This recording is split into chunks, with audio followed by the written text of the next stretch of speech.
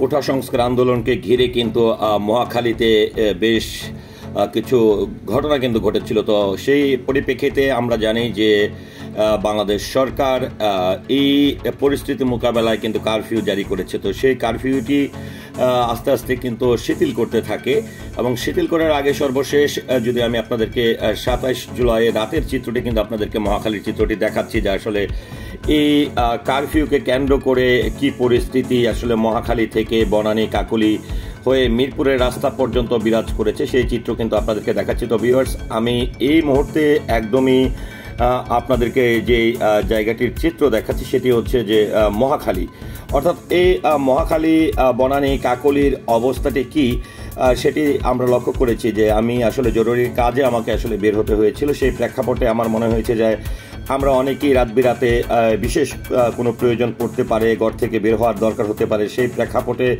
আসলে রাস্তাঘাটের পরিস্থিতি কি সেটি কিন্তু দেখাতেই কিন্তু আমি মূলত এই ভিডিওটি করেছি। তো ভিউয়ার্স, আমি একদম মহাখালী থেকে যাত্রাটি করে বনানী কাকলী হয়ে একদম মিরপুর 11-র দিকে কিন্তু এসেছি। তো সেই প্রেক্ষাপটে এই মুহূর্তে আমি যে জায়গাটি অতিক্রম করছি কিংবা যেই জায়গাটি আপনাদেরকে দেখাচ্ছি এটি হচ্ছে একদমই মিরপুরের রাস্তা, অর্থাৎ আপনারা বনানী কাকলী থেকে এসে যে কালশী হয়ে মিরপুরে প্রবেশ করার যে রাস্তাটি রয়েছে ইসিবি চত্বর হয়ে ফ্লাইওভার হয়ে বনানী ফ্লাইওভারে হয়ে সেটি দিয়ে যখন আমি প্রবেশ করছি, আমার রাতের বেলায় কিন্তু সেই চিত্রটি কিন্তু আমার চোখে পড়লো।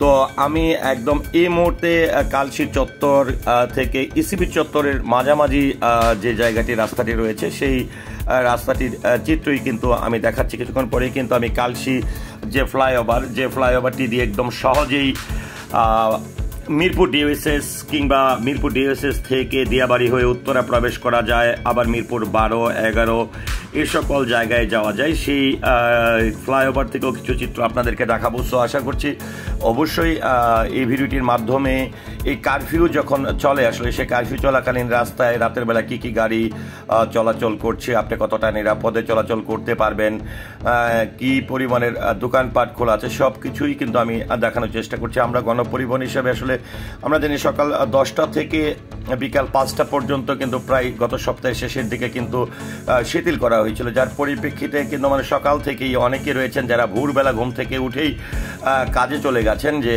আসলে হুট করে কখন কি হয়।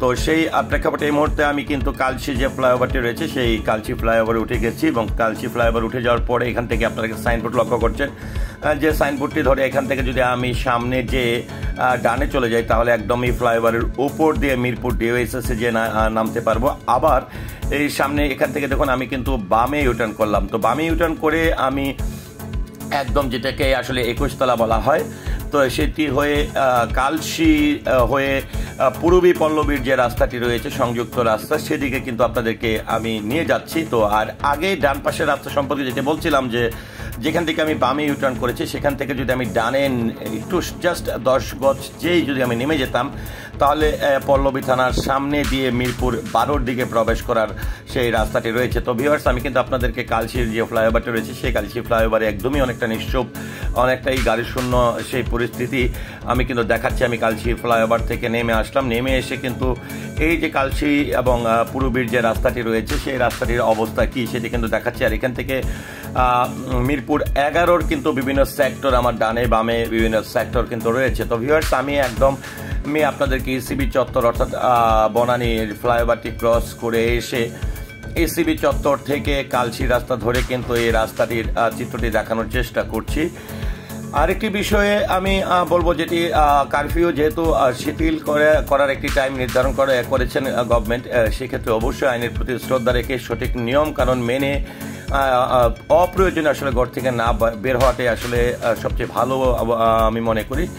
আর আরেকটি বিষয় হচ্ছে যে এই কালশী বা মিরপুর এলাকায় যেটি আমরা লক্ষ্য করেছি, যে যখনই আসলে একদমই পরিপূর্ণভাবে কারফিউ চলছিল তখন যেটি দেখেছি যে এই মিরপুরে বিভিন্ন সেক্টরে চালিত যে ইজি বাইক, রিক্সা, অটো রিক্সা, বিভিন্ন এই ধরনের যে যানবাহনগুলো রয়েছে সেই যানবাহনের কদর কিন্তু বেড়ে গেছে এবং সেই গাড়িগুলো দিয়ে কিন্তু মানুষ তাদের নিত্যদিনের যে কাজ বা একদমই জরুরি ঘর থেকে বের হওয়ার প্রয়োজন হলে সেই গাড়িগুলোই কিন্তু তারা ব্যবহার করেছে। তো ভিউয়ার্স, আমি একদমই এখান থেকে যদি সোজা দিকে যাচ্ছি এবং সোজা দিকে যাওয়ার পরেই কিন্তু সামনে এখানে একদম যে মিরপুর 10 থেকে 6 হয়ে 12 যে রাস্তাটি রয়েছে সেই রাস্তাটি কিন্তু আমি পেয়ে যাব।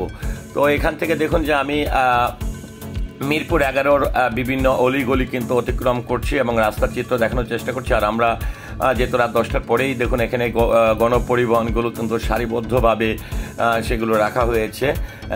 তো আরেকটি বিষয় হচ্ছে যে এই জায়গাগুলোতে আমরা এই পরিস্থিতি কোটা সংস্কার আন্দোলনকে ঘিরে আমরা আসলে তেমন কিন্তু কোনো সহিংসতা বা কোনো ঘটনা আমরা দেখিনি, যে কারণে কিন্তু এখানকার মানুষ মোটামুটি স্বস্তিতেই বেশ খানিকটা সময় পার করেছে।